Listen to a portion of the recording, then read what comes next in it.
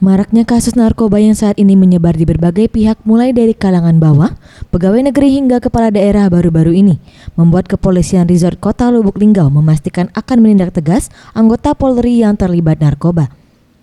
Dalam keterangan persnya kepada wartawan, Kapolres Lubuk Linggau AKBP Ari Wahyu Widodo menegaskan akan melakukan tindakan tegas terhadap anggota yang terlibat narkoba, di mana dalam mensterilisasikan anggotanya dari bahaya narkoba, Polres Lubuk Linggau menggandeng pihak BNN Lubuk Linggau.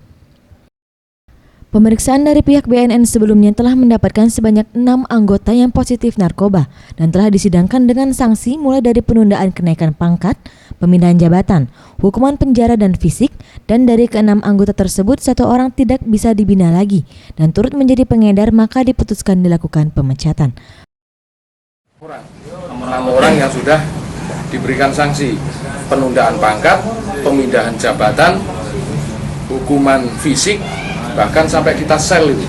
Selnya sudah ada, kita sel. Bahkan terakhir apabila sudah tidak bisa dibina, sudah memenuhi unsur, dia sebagai pengedar, kita pecat.